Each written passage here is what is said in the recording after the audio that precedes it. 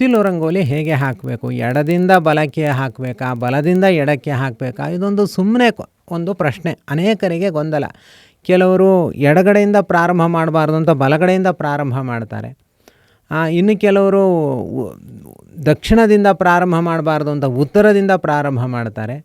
ಇನ್ನು ಕೆಲವರು ಪಶ್ಚಿಮದಿಂದ ಪ್ರಾರಂಭ ಮಾಡಬಾರ್ದು ಅಂತ ಪೂರ್ವದಿಂದ ಪ್ರಾರಂಭ ಮಾಡ್ತಾರೆ. ನಿಮ್ಮ ಮನೆಯ ಬಾಗಿಲು ಒಂದು ವೇಳೆ ಪಶ್ಚಿಮಕ್ಕೆ ಇದ್ದರೆ, ಅಂದರೆ ಪೂರ್ವಾಭಿಮುಖವಾಗಿ ಬಾಗಿಲು ಇದ್ದರೆ, ಆವಾಗ ಉತ್ತರದಿಂದ ರಂಗೋಲಿ ಹಾಕಬೇಕಾ, ದಕ್ಷಿಣದಿಂದ ರಂಗೋಲಿ ಹಾಕಬೇಕಾ? ಇಲ್ಲ ನಿಮ್ಮ ಮನೆಯ ಬಾಗಿಲು ಒಂದು ವೇಳೆ ಉತ್ತರ ದಿಕ್ಕಿಗೆ ಇದ್ದರೆ, ಅಂದರೆ ನೀವು ದಕ್ಷಿಣಾಭಿಮುಖವಾಗಿ ನಿಲ್ಲುವ ಸ್ಥಿತಿ ಬಂದರೆ, ಆಗ ರಂಗವಲ್ಲಿಯನ್ನು ಪೂರ್ವದಿಂದ ಪ್ರಾರಂಭ ಮಾಡಬೇಕಾ, ಪಶ್ಚಿಮದಿಂದ ಪ್ರಾರಂಭ ಮಾಡಬೇಕಾ? ಇಲ್ಲಿ ಈ ವಿಷಯದಲ್ಲಿ ಒಂದು ಧರ್ಮಶಾಸ್ತ್ರದೊಂದು ನಿಖರ ಮಾಹಿತಿ ಇದೆ. ನಾವು ಯಾವುದೇ ಒಳ್ಳೆಯ ಕೆಲಸ ಪ್ರಾರಂಭ ಮಾಡಬೇಕಾದ್ರೆ ಅದು ದಕ್ಷಿಣಕ್ಕೆ ಕೊನೆಗೊಳ್ಳಬಾರ್ದು ಅಂತ. ಈ ಒಂದು ವಿಚಾರ ನೀವು ತಿಳ್ಕೊಳ್ಳಿ. ದಕ್ಷಿಣಕ್ಕೆ ಮುಗಿಬಾರ್ದು. ದಕ್ಷಿಣದಿಂದ ಪ್ರಾರಂಭ ಆಗ್ಬೋದು, ಅದು ಉತ್ತರದಲ್ಲಿ ಮುಗಿಬೋದು. ಅದರಂತೆ ಪಶ್ಚಿಮದಲ್ಲಿ ಎಂಡಾಗಬಾರ್ದು, ಪೂರ್ವದಲ್ಲಿ ಎಂಡಾಗ್ಬೋದು.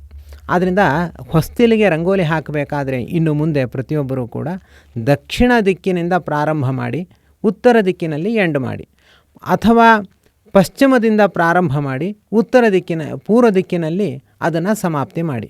ಒಂದು ವೇಳೆ ಬಟ್ಟೆ ಒಣಗಿ ಹಾಕೋದಿದ್ರೂ ಕೂಡ ಬಟ್ಟೆಯ ತುದಿ ಅದು ಪೂರ್ವಕ್ಕೆ ಇರಲಿ, ಆಯಿತಾ? ಅದರಂತೆ ಅಥವಾ ಉತ್ತರಕ್ಕೆ ಆ ಬಟ್ಟೆಯ ತುದಿ ಬರುವಂತೆ ಒಣಗಿ ಹಾಕಿ.